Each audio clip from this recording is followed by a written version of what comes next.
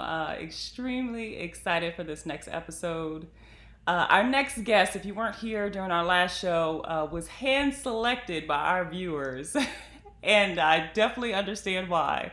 Um, DeAnne has been married for 28 years. She has two wonderful grandchildren. She's a mother. She's a great person, a lover of Christ.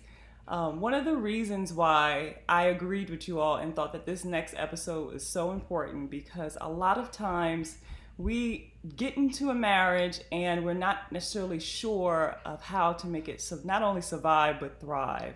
A lot of times we get marital advice before we actually decide to get married, and then we get into a marriage and then we feel like we're completely alone.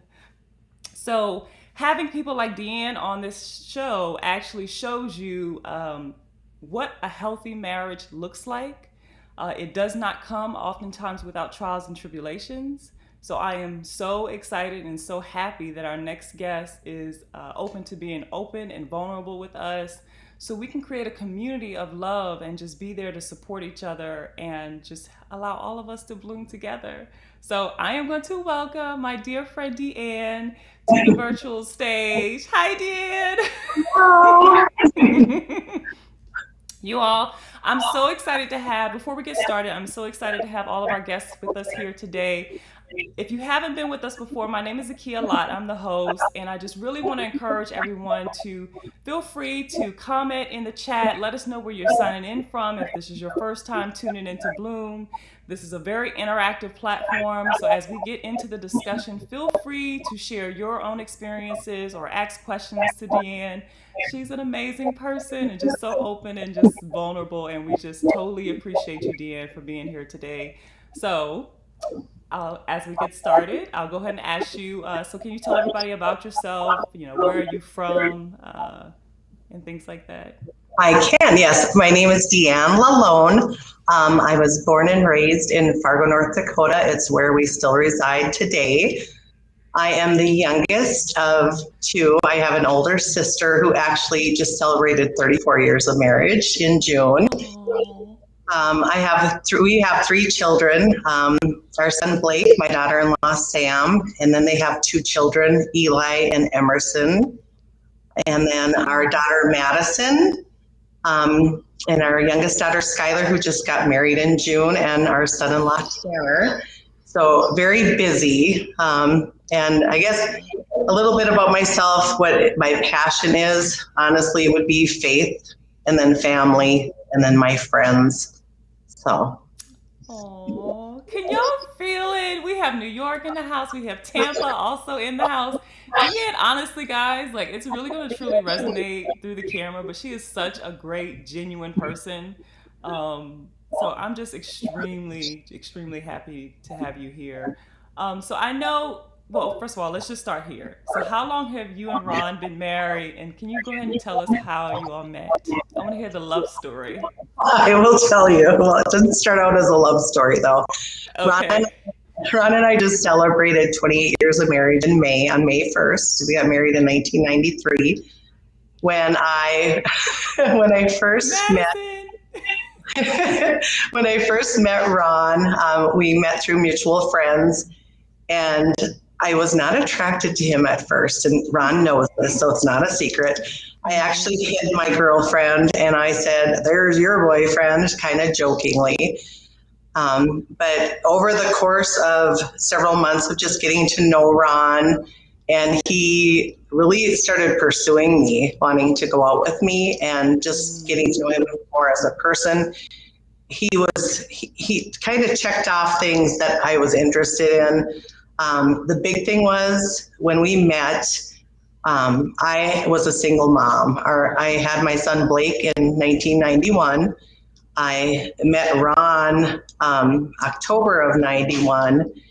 And when I first met him with the friends and everything, my big thing was, well, is he going to accept me and accept that I have a child? And it was important to me that he was going to be a good dad, because I knew, I had my son to look out for and future kids. And his faith was important to me. I wanted to make sure he was a Christian. And he was kind, and he was hardworking, and he was genuine and loyal and trustworthy, and just everything that I really needed. And God knew what I needed, because past relationship that I had was not any of those things. And, it takes somebody that's just right for you to realize that that's what you need. That's so beautiful, DeAnne. That's very beautiful. I see your daughters here watching too. Another shout out to Madison. Hi, Debbie, Tammy, Heidi. Thank you for tuning in from Minneapolis. So you said that your past relationship was not a healthy one. I think you Right. probably more so described it as a toxic relationship. Would you say that before you met Ron that you had did you ever have moments of self-reflection where you had a really clear idea of the type of man that you wanted to welcome into your life next? Yep. Well, I knew because of a past relationship that was not good for me, and it was very toxic and abusive. Yeah. I knew that I wanted somebody that was going to be, first of all, first and foremost, I think very honest, because I wanted to know what his thoughts were as far as for our future. And like I said, I wanted somebody who was going to be a good dad. Yeah. And Ron just kind of fit into all that. I knew what I didn't want was somebody that was going to try to control everything that I did, and wanted somebody who would be an encourager, and Ron does that. So Oh, Ron, if you're watching, great job. You two are definitely a match made in heaven. I'm so happy that you mentioned that. A lot of times, sometimes women, maybe not may not have a clear idea of what we want next, but like you said, knowing what you don't want is definitely a great start to getting where you need to be. So, did you have a clear moment where you just knew that Ron was the one, like where it just clicked and you were just like, this guy is gonna be my husband? yeah, well, so when I first, like I said, I wasn't interested in him at first, and he knows that. And the longer that we would hang out and our friends and stuff, and just honestly watching him interact with Blake and watching him interact with his family and my family and our friends, I knew that that family was important to him. And it just, I don't even know how to explain it. Even before we got married and we go to church together, I knew that he, had a love for Christ, and to me that was a big deal. And I know that God brought him into my life right when he did, because when I was a single mom. I had Blake by myself, and I honestly didn't know if I would ever even get married one day, because that's how you feel. To me, when you're a single mom, thinking, well, who's going to want to marry me when I have a child and stuff? And I know God brought Ron into my life right when he did. And along with that, he brought a lot of other people that I met through church and stuff that needed to be in my life. So, Oh, you're touching on so many great points because I know that there are a lot of single mothers and single parents in general who think that just because they've had a child, previously, that they are not worthy or deserving of love and happiness. And that's one of the great things that I really love and admire about your story, because your story is proof that happily ever after, excuse me, does exist. And so, if there's someone watching that is in that phase where they have gone through and left a toxic relationship and is hoping to meet a very great guy, do not settle. Do not settle. And as we continue to talk about DeAnne's love story, you'll understand why you should not settle and that your perfect one is out there. So I guess you would say that Ron pursued you, and if there's anyone watching that is currently dating, does it make a difference on who pursues who, in your opinion? you're asking me? Yes. I thought you were asking everybody. No, okay. No. is going to sound really funny when I say this. However, my mother, and I'm going to say old school or old fashioned, growing up, that's one thing my mom was big on, is that you don't call boys and you don't be boy crazy. You wait. I mean, that's how I was raised. You wait for, for the guy to initiate the phone call or initiate whatever. And I'm not saying everybody does that. And I mean, I know that I say girls can flirt because, otherwise how would you even let a guy know that you're interested, Right. But I didn't pursue Ron, and it's not, like I said, at first, he was just going to be my friend, and he would send me flowers to work, and I got more flowers in the first year that we were dating than I've gotten since. So, All right, now that's awesome. but that's my own doing. I always told them that the flowers just die. I'd rather have an experience. So we travel. Oh yeah, no, I totally understand that. I say the same thing to Sean. I'm like, don't even buy me roses. If you're gonna buy me something, buy me a rose bush so I can plant it in the soil.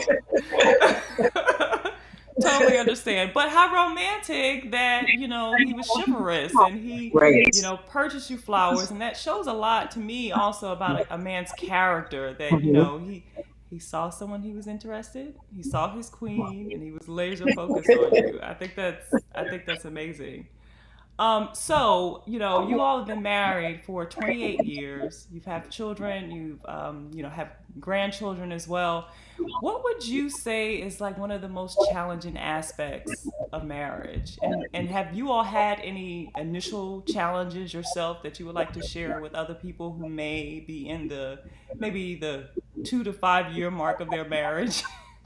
I do. A big thing to me, and this is because I made the mistake myself. So this is just I'm just going to relay this to you guys. So when Ron and I were first married, maybe we were married a year. I was upset with my husband. So I called my mother, and I was going to vent to my mom about how horrible Ron was being. He probably wasn't even being that bad, but in my mind, he was being horrible. And I called my mother and I said, Mom, and I started telling her about it. And all of a sudden, I don't want to hear about it. Click. And then I'm like, oh no, she didn't. Did she really just hang up on me? So You're like, was the phone disconnected? Hold up. So I called her back again and she hung up on me again. And then I actually ended up going to Ron and I said, my mother just hung up on me. Oh my goodness. He goes, why? And I told him and he goes, maybe you should just talk to me when you're upset.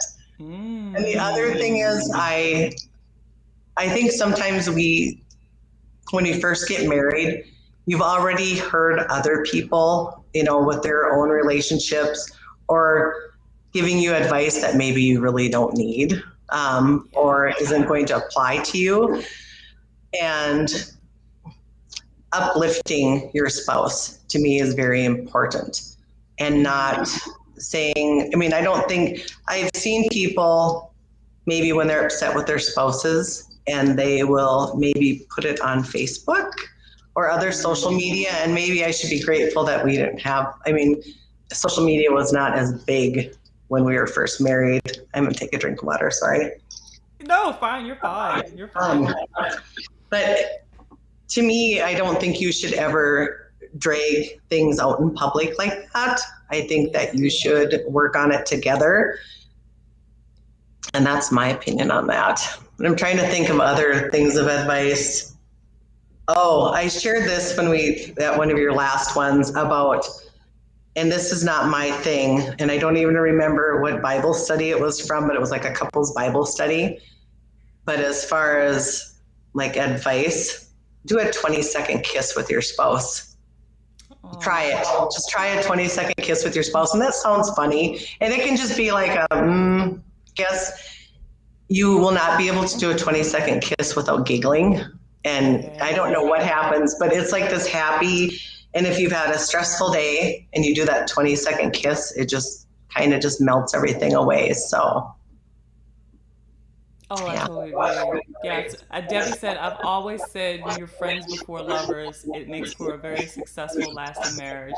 And Mhm. Tracy said she agrees. Airing your grievances on social media is never a good idea. Absolutely. I'm so happy that you all are here to join in on the discussion with us.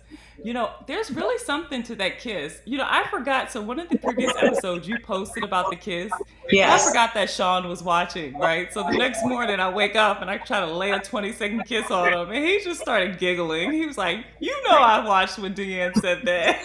But honestly, I'll definitely say Sean and I have been married for 9 years now. The first 5 years of our marriage were very, very challenging. And we went to marital counseling, and I'll definitely share that with people. And so inside of our counseling session, as soon as we ended, our counselor would tell us to hug, no words, no nothing, just exchange energy in silence for 60 seconds, and she would leave the room. So I really feel that there's really something to even like, your message about just kissing and just connecting or even looking into each other's eyes, because it's so easy for like for us to forgive other people and strangers, but we hold on a lot of time to anger and resentment towards our spouses. And yeah, yeah. So I have to ask you, um, how do you how do you encourage people? Okay, what tips do you have for us to fight fairly? Oh, to fight fairly. Okay. Yeah. This is something I struggled with the first many years. And if my daughter's still watching, which she probably is, she would admit this, um, is bringing up past grievances with one another. You Mm, should not be dragging stuff in that happened like weeks ago, or you should not be dragging stuff up that they have no idea about. You might have been upset about something, but if you just sat and let it stewed, and all of a sudden you just yeah. blow at them and start just throwing it all at once. And then I was trying to think here. Sorry, I'm thinking about fighting fairly. No. Being careful how you choose your words, because Mm, I mean, and that, they will say sticks and stones maybe break my bones and words will never hurt me. That's so untrue, because I say it's called, I'm going to say word vomit, that once it comes yeah. out, it just is not just forgiven. And when you say Yeah. something like that, people do forget, and this is, I'm not going to quote who said this, but you'll know maybe right away too, but the saying about people will, they'll forget what you say, they'll forget what you do, but they'll never forget how you made them feel, Yeah. That's you true. know? That's true. So, Yeah. Very, yeah. very, very true. Great And advice. sometimes it's okay. And if you're both upset at the same, it's okay if you're both upset, to say, just give me 10 minutes, something just to you just kind of reset yourself. And Yeah. yeah. I want to say hi back to Linda because she just said hi. But I also want to ask you. Let's make this That's my fighting fairly very, that's very my real. daughter-in-law's mom. Oh, really? Oh, thank you so much for joining us. That's so awesome. So, let's make this topic about fighting fairly very, very real.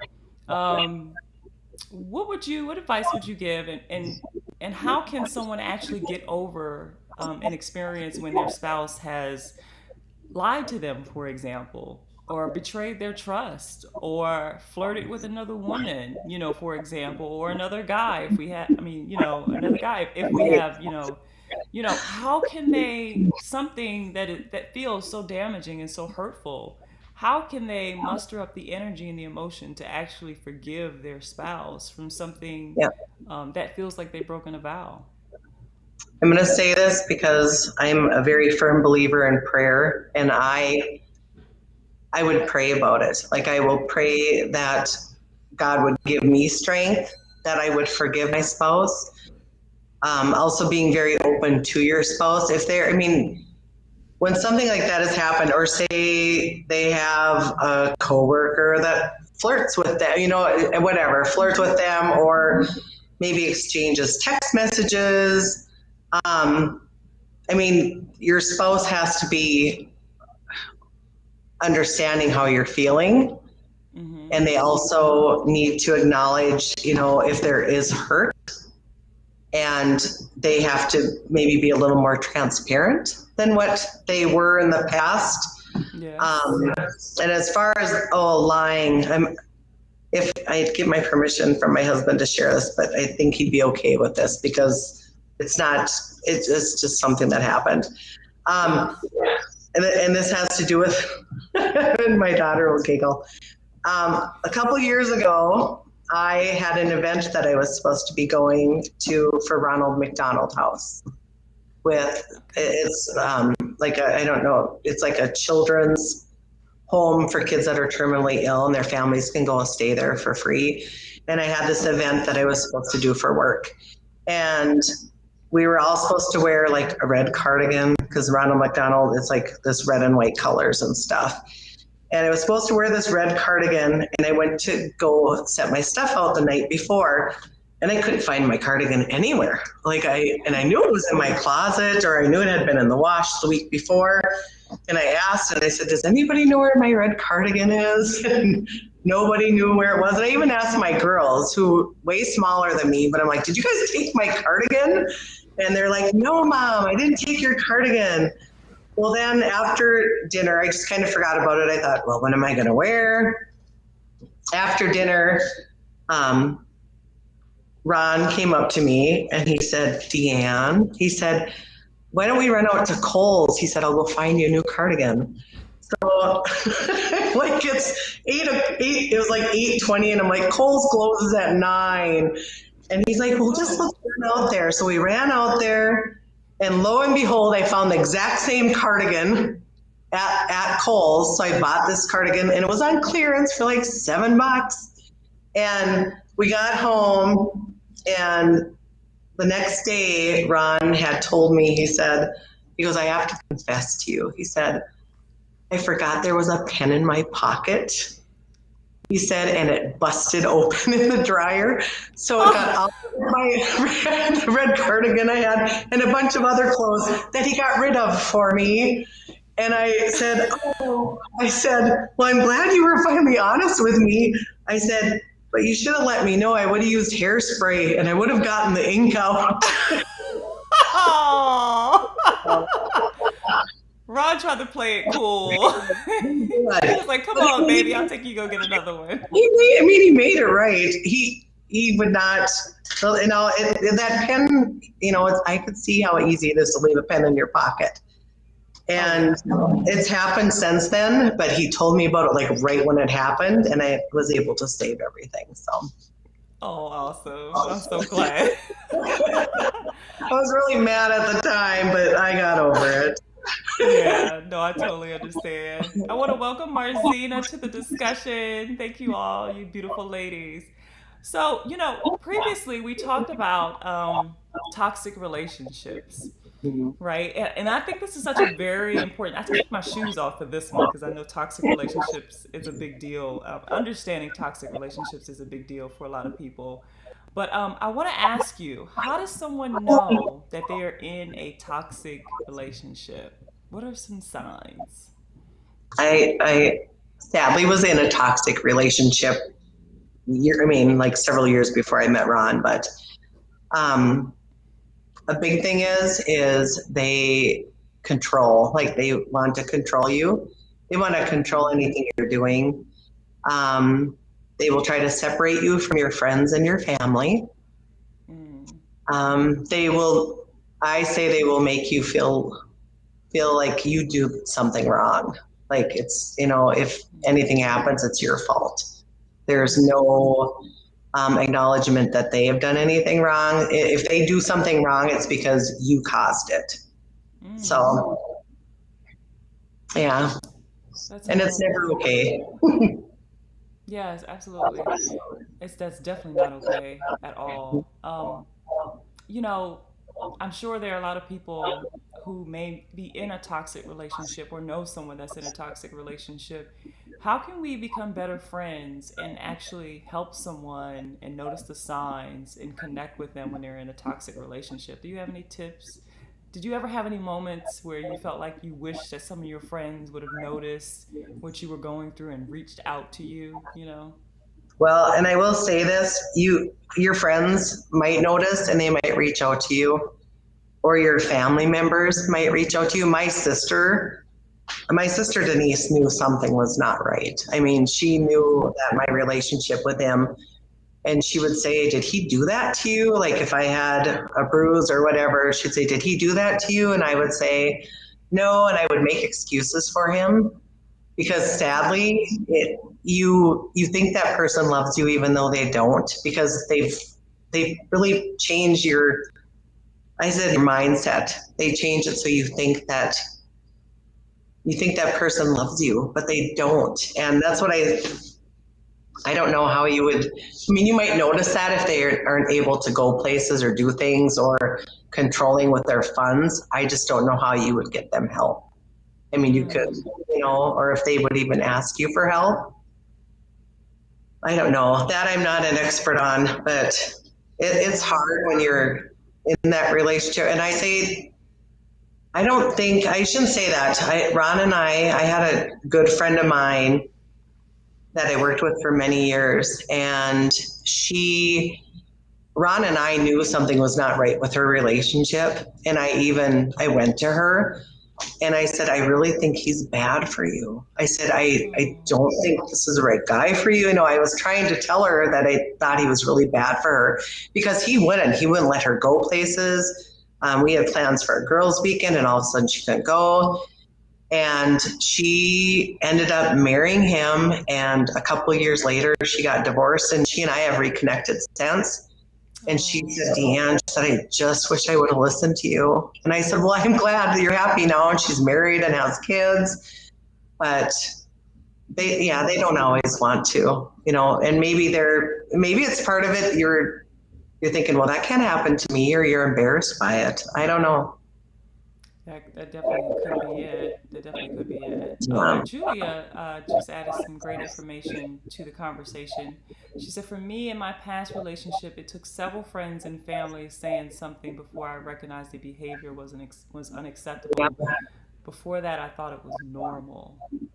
Wow. Thank you very much for sharing that. Absolutely. Wow. And sometimes, like you said, Julia said, we think it's normal, or we are ashamed to tell people what we're going through. Um, yeah. And My mom it's, never knew. oh, really? Okay. So since you brought that up, I'm so glad you brought up that point. I believe your daughter is on here as well. So have you had conversations with your daughter about toxic relationships and actually shared your your No, experiences might with have been, her? I don't know if Maddie's even ever heard the story before. Yeah, Maddie, have you heard this story before? yeah. Maybe she has. I don't Let know. us know. Let us know. I've always wondered about that, because we have young children, and I've been in very toxic, physically abusive relationships also. But I've also wondered, how do we approach that conversation with our children? Is it more so about modeling different behavior, or how do we let our children know that we're not perfect, and that if you have an or if and if you're in an imperfect situation or environment, it's okay to come to us and tell us, because we're not expecting you to be perfect. Great. Yeah. I'm thinking about it with my daughter and stuff. I mean, you talk to your kids about stuff when they're little. Like I remember talking to my kids about like child abuse and talking to them. And I would say, if anybody would ever touch you, I said, even if it was somebody like a family member, or, we would talk about that. And I would say, even if they tell you they're going to hurt me or hurt somebody, if you tell on them, I said, I want you to come and tell me. So I always told them that. But I don't think I ever talked to either one of them and said, when you're an adult and if you're dating somebody, but that's a good point. But Madison, don't ever date anybody that's not good for you. Yeah. Because you deserve the best, Madison. I have a strong feeling that you're getting the best, though, too. Um, yep, Marzina shared. Yep, it's so important to share with your children. I totally agree. It's a hard conversation to have. I must I would assume that it's going to be a hard conversation to have. But so if any mothers have been through and had those type of discussions before with their children, please definitely share that with us. Marcina said I started telling my daughter when she was a teenager, and she could fully comprehend what I was saying. Okay, thank you very much for sharing that. That makes me nervous to even initiate that conversation, but I can see so many benefits coming from being vulnerable Yeah. as well. Yeah, because it's like you said, it's about ending that chapter and putting it behind you and allowing that situation to help you grow. I want to also ask you, did you have any times in your marriage where you felt like you lost yourself, you felt disconnected, or anything like that? They disconnected from one another, Yeah, yeah, I disconnected understand. in general. Well, I will tell you the story. There's something true, maybe, and maybe it's not. Maybe it's just somebody, they say there's the 7-year itch or whatever. When Ron and I had been married for about 7 years, and this is hard for me to share, I was not a very good wife. Mm. I just was kind of done. I don't even know how to explain it. I was not happy. And I don't think it was anything that he was doing. I just think I kind of withdrew from my husband. Mm. And I remember kind of thinking about, well, what if I wasn't married, or what if I wasn't? But my husband loved me well. And Oh. we kept going to church together, and we prayed together, and um, sought help from our pastor. And we just kept communicating and trying to communicate. And it was about a year that it was very tough.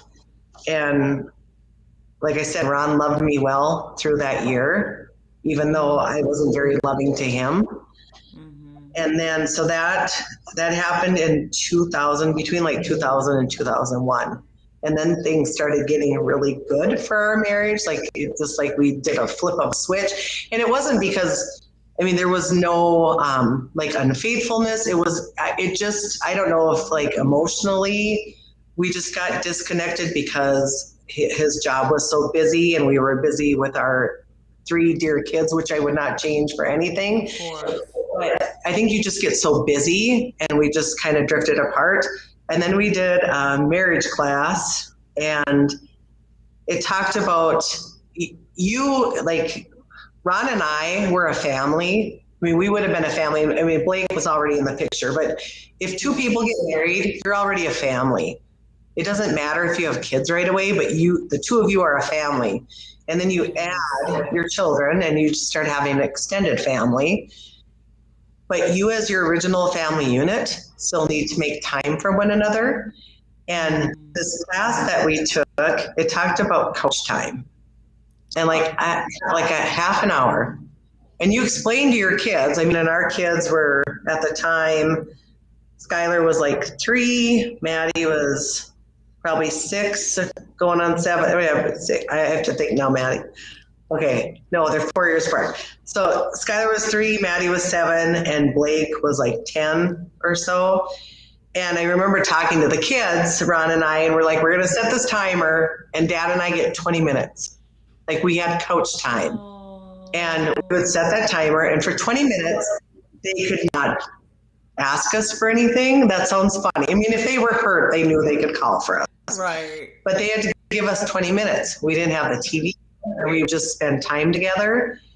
And then we also taught our kids that when Ron and I were, say it wasn't couch time, but if Ron and I were having a conversation, they were not allowed just to blurt in. They would have to come, and they'd have to put their hand on our shoulder, even if we were talking to other adults too. But they'd have to put their hand on our shoulder, and then I would put my hand on their hand to let them know that I was aware that they were there, and that I would, be with them basically in a second.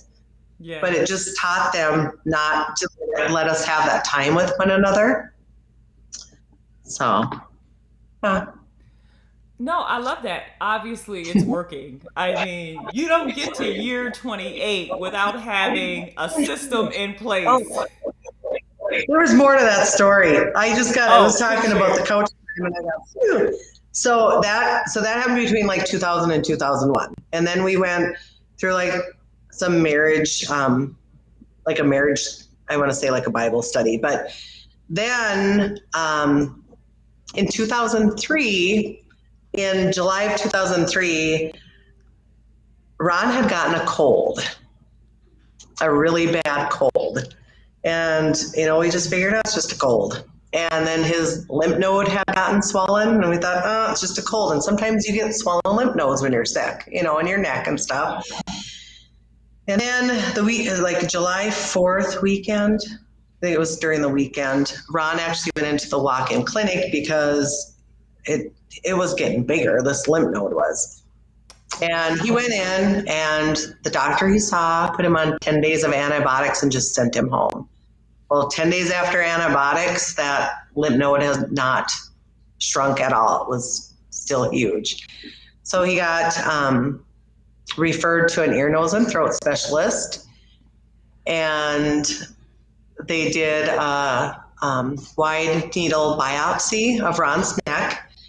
And then the weekend of our son's soccer tournament, it was on the weekend, which I thought was weird that the doctor called us on a Saturday, but Dr. Schmidt called on a Saturday. And at that time, we still had a landline with the answering machine. And No way. and on the answering machine, the message was just, "Hi, Ron, this is Dr. Schmidt. I think it would be best if I see you first thing Monday morning."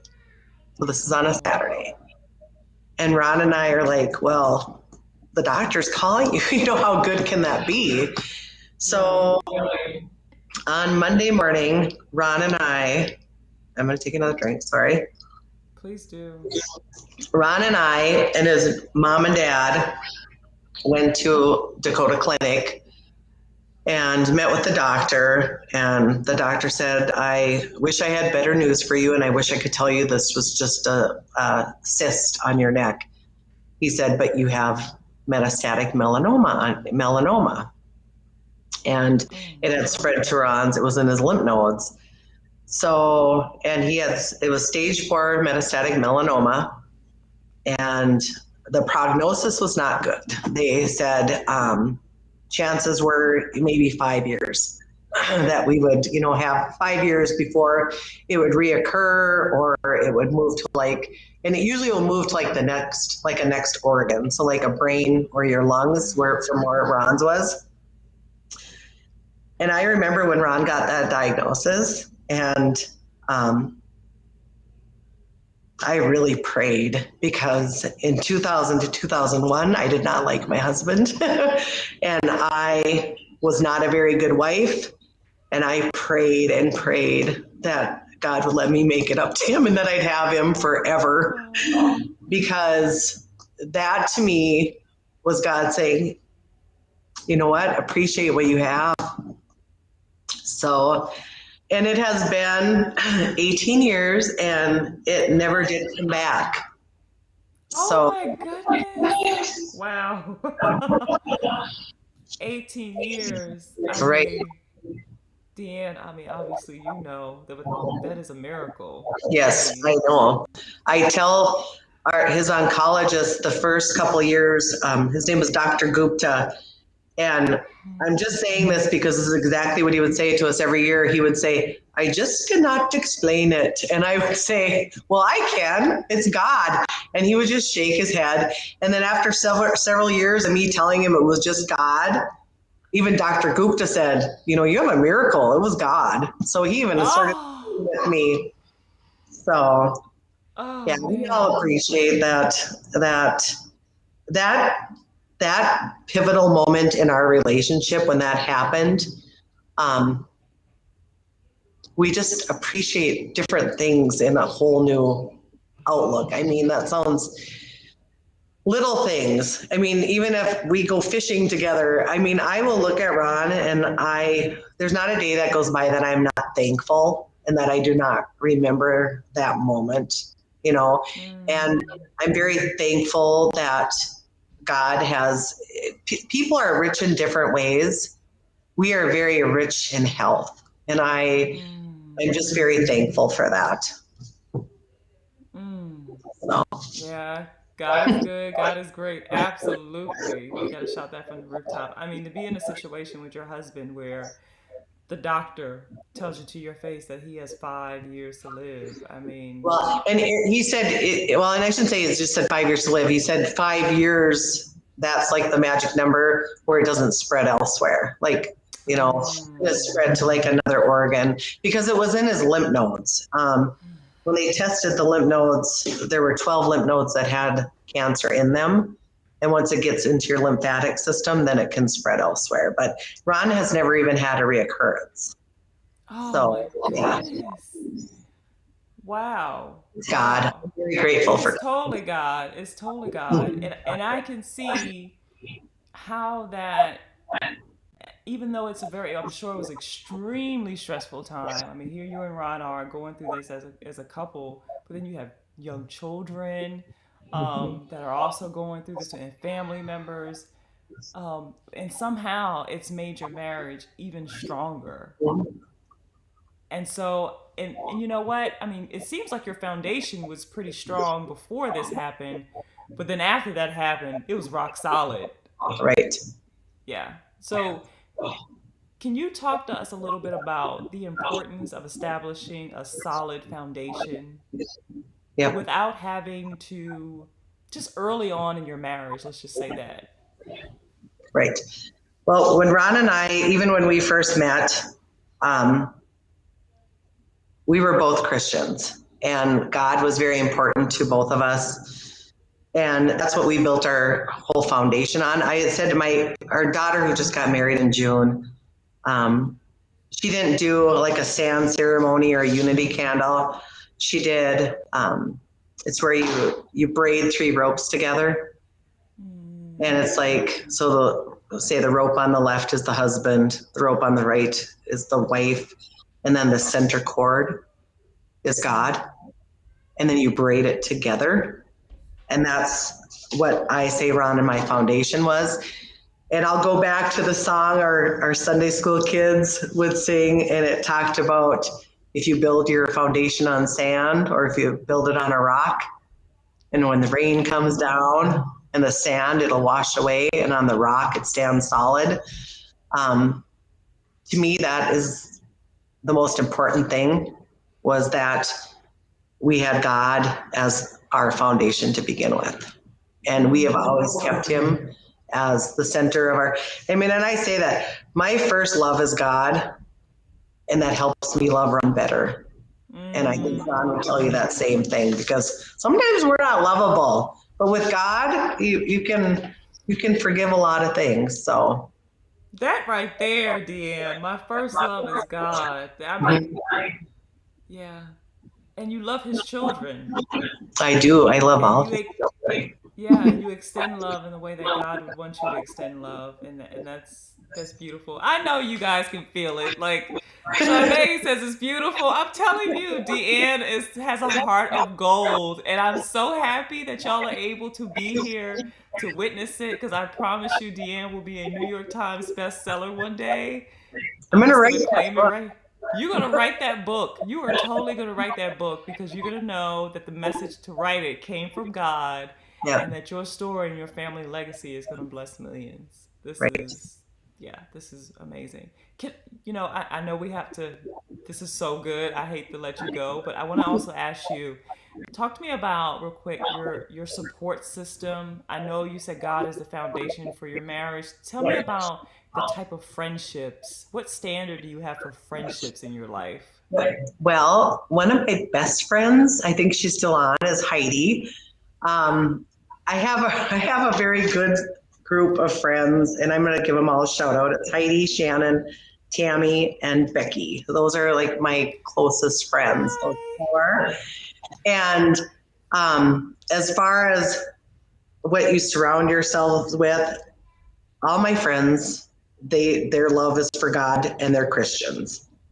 And I look at my friend Heidi and her husband, who have been married. Heidi, sorry, I don't know how many years you guys have been married. Longer than us. But they're very, just watching the two of them, they have always been very good role models to Ron and I. Heidi was one of the first people I met when I started going to the church that Ron and his family went to. And I always tell her that she loved me when I wasn't very lovable because I was kind of rough around the edges when I first started going there. And oh, Shannon's on here. She loves you. She said, I love you, DeAnne. And my friend Shannon, my grandma Ida, who, yeah, she's been gone since 2000. I have to think. 2002. My grandma passed away in 2002. But my grandma used to talk about this girl, and she was at a nursing home. And she used to say, Shannon took me bowling to do wheelchair bowling, or Shannon took me to do bingo, or Shannon. And I got first of all, I knew this girl was treating her really good, but also a little part of me got a little jealous because I'm like, Shannon with my grandma Ida. And then this gal moved in. Ron and I lived in these townhomes in South Fargo, and this girl moved in with her two kids. And every day I'd see her come home, and she was like just down the row of townhomes for us, like 3 or 4 doors down. She'd come home and they'd go right inside. And finally, one day I'm like, hey, so why don't you let your kids come outside and play? I said, none of us are going to bite. And so she visited and stuff. And she told me her name was Shannon, but the two did not correlate at all. And one morning, it was early, all of a sudden I heard ping, ping. Somebody was throwing rocks up at our bedroom window. And I looked out my window and I opened it. And I'm like, hello? And it's Shannon. And she's like, I locked my keys inside of my house. Can you give me a ride to work? Oh. So I'm driving her and she's telling me where to go. And all of a sudden we turned into the Villa Maria nursing home. And I went, oh, you're Shannon. And so I loved her before I ever met her. So, yeah, I have friends that, and I mean, that's what I said. Shannon's got a heart of gold, and she loves people. And I have surrounded myself with very good friends. I said I have good role models. So. Oh, well, I'm sure iron sharpens iron, and I'm sure, and I can tell by the message that they're sharing here today, that they love you and adore you, and that all of you just radiate a bright light on each other, I should say.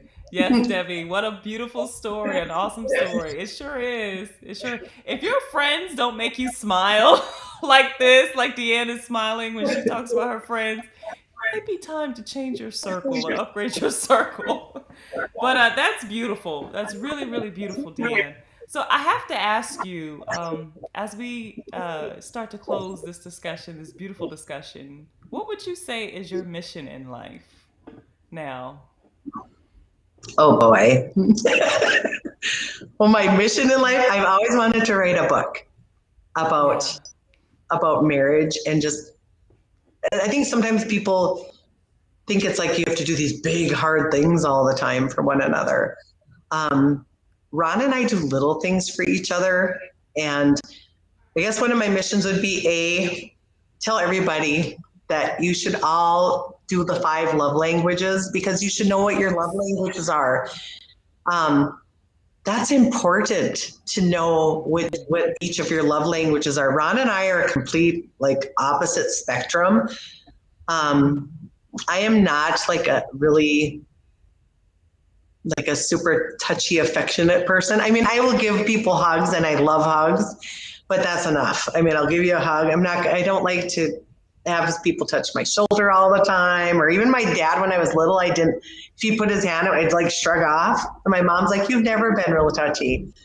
And I would say I give gifts because I like gifts. And that sounds such a horrible love language to have, but gifts for me and like words of affirmation, but some people like acts of service. My husband likes acts of service, but he does acts of service back to me, which Mm-hmm. I have not had to put gas in my car forever, you know?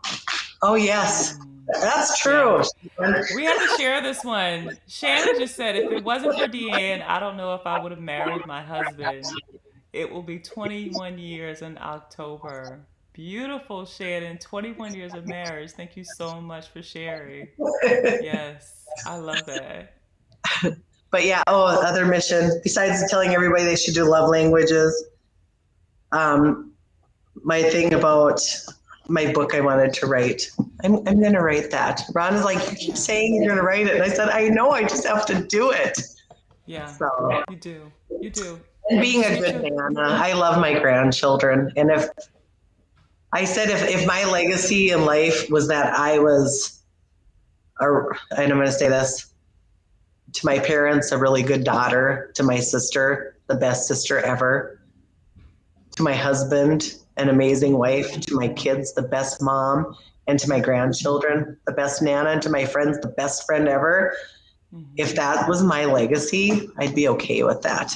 But if I write a Yeah, book and become a best-selling author, that'd be okay. yeah, that's gonna be great. I have to ask you, why is it important to you to write a book? Why do you want to write that book? Because I think of the struggles that I had in my own marriage, or just big thing for me is people need to know when they get married. I think you should go into it knowing that you want to be married forever. When Ron asked me to marry him back in 1990, I have to think 92, because we started dating in 91, we got engaged in 92, married in 93. But when Ron asked me to marry him, I looked at him and I go, are you sure? And he goes, what do you mean, am I sure? And I said, well, I said, you know, I'm only going to get married one time, right? I Yes. said, I want to get married forever. So Mm. I would like more people to go into it. And I do know that there are situations that arise that marriages do not work. And I've had friends whose marriages have not worked. But I think everybody should go in with the mindset that it's going to be forever, you know? And sometimes I've had friends that have gotten married and they're like, oh, if it doesn't work, I'm like, don't say that. You know, it's Yeah. that positive note that you're going to put everything you can into it. People maintenance their vehicles. You maintenance your body. You go to the doctors. You know, you maintenance your teeth. You go to the dentist. But how many people take time to maintenance their marriage? And Yes. that to me is part of my book would be about marriage Yeah. maintenance in a minute. And you can do a lot of things in a minute that can make a difference in your marriage. So Yeah. You know, when you start brainstorming topics and writing down notes, anytime you feel discouraged, I want you to fast forward to 53 minutes into this discussion and remember exactly why writing that book was important to you. And I know I can speak for everyone else that's tuning in today that your story, listening to you and your vulnerability just really touches all of us. And I'm just so grateful, honestly. I'm so grateful to have the opportunity to talk with you, to share your story here on Bloom. You shared things even tonight that resonates with me that I'm going to practice in my marriage. So I just thank you, DeAnne, for being amazing. you're welcome. I'm so glad that I got to meet you several months I'm ago. So best thing ever. Yes. Yeah, I'm happy I got to meet you too. And you were just a warm spirit as soon as I met you. I mean, it was very refreshing. That's what Ron always laughed. He goes, the guys were all talking. It's like, you ladies knew each other forever. And I said, well, I kind of felt like, and I told my friends that, Heidi and Shannon and everybody, I said, I felt like I knew those ladies forever. I said, I just felt like there was like an instant connection. So I hope we all Yeah. get to see each other again one day. We definitely will. We definitely will. We have to. So any final messages that you want to share? And I also want to leave the table open to you. I'm sure there's going to be people who are going to want to follow along on your journey as you write and soon to publish this book. So I'll leave the floor to you. Final messages? Oh boy. Oh, I'm just trying to think.